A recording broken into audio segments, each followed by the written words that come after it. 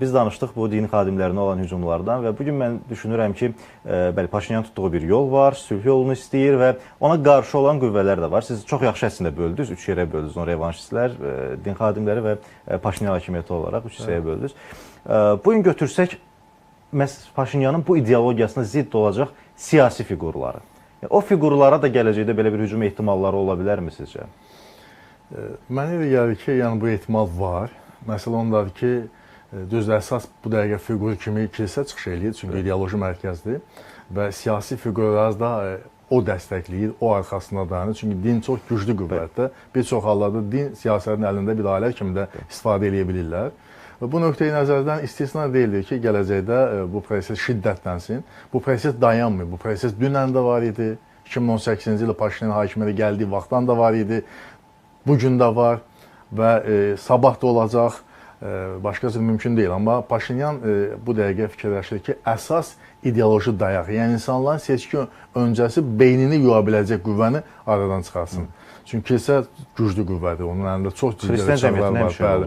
Həmişə psixoloji təsir göstərir, seçkin nəticələrini öncədən təsir edə bilər və s. Bu baxımdan birinci hədəf odur.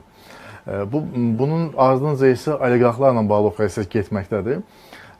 Paşinyanın əsas rəqibləri Köçəryan və Sarkisyan cütlüyüdür. Onlar parlamentdə də təmsil olunurlar.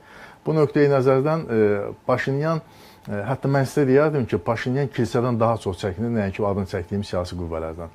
Çünki onlar artıq özlərini bitiriblər. Seçkilərin nəticələrini də onları göstərir.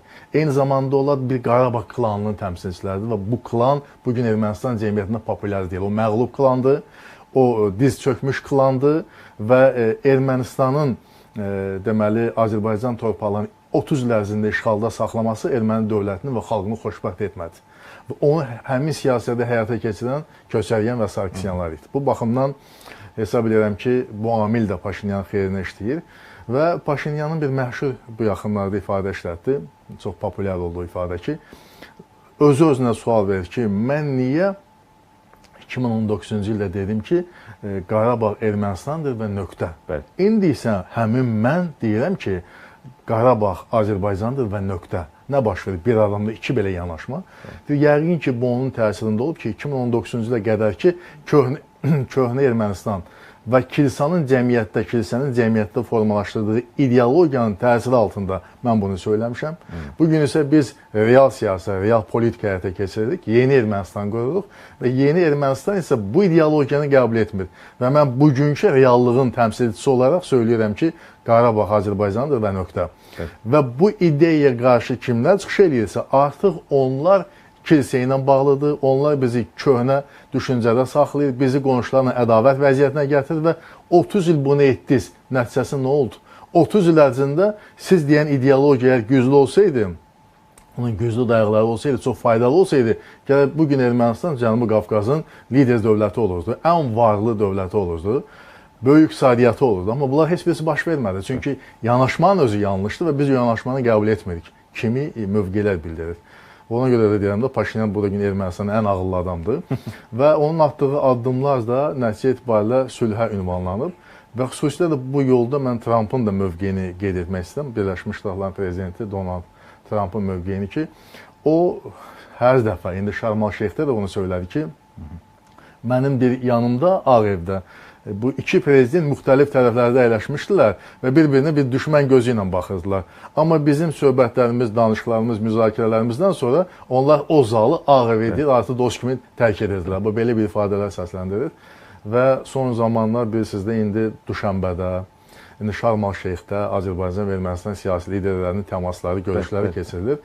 Bütün bunlar onu deməyə əsas verir ki, 2026-cı ildə Azərbaycan və Ermənistan arasında paraflanmış sülh sənədinin imzalanması, müqavilə imzalanması çox real görünür. Çox real görünür. Yəqin ki, 7 iyun seçkilərindən sonra və Paşinyan qalib gələndən sonra buna ehtimallar çox böyükdür. Ondan sonra Ermənistanda referendum, Azərbaycana qarşı ərazi iddialarının imtina konstitusiyasında və yeri gəlmişkən yeni konstitusiyasının qəbulundan söhbət gedir. Konstitusiya əlavələrdən və düzəlişlərdən yox, yeni konstitusiyanın qəbulundan ki, onun preambulasında daha heç bir zaman Azərbaycana qarşı ərazi iddiası olmasın. Və artıq bu yeni səhifədir və 2026-cı il bu baxımdan tarixə məhz Ermənistan və Azərbaycan arasında sülh müqaviləsinin imzalanması kimi düşə bilər və bunun da əsas müəlliflərinin biri burada Azərbaycan prezidenti müstəsna xidmətləri öz yerində, həm də Birləşmiş Ştatların prezidenti Donald Trumpın adını qeyd etmək lazımdır. Və eyni məntiqlə hesab edirəm ki, gələn il 2026-cı ildə oktyabr ayında deməli Nobel Beynəlxalq Sülh mükafatının təqdimatı mərasimində Donald Trumpın bu mükafata layiq olacağına inanmaq olar. Bu il o alınmadı məlum səbəb, amma gələn illəri hesab edirəm ki, həm də bu il paraflanma oldu da, gələn illər sülh müqaviləsi imzalaması ehtimalı çox böyükdür və bu baxımdan da Trump ki, deyir, mən 8 münaqişəni həll etmişəm, bəlkə gələn illər 9-cu da olsun. Ukrayna-Rusiya müharibəsi öz həllini tapsın və belə olan vəziyyətdə mən elə ki, Trumpın Nobel sülh mükafatına layiq görülməsi bu artıq necə bir fakta çevriləcək, təksib edilməz fakta. Biz onu istəyirik və ona ümid bəsləyirik. Mən təşəkkür edirəm. Çox maraqlı dialoq oldu. Çox sağ olun ki, bu institutda. Sağ olun, təşəkkür edirəm.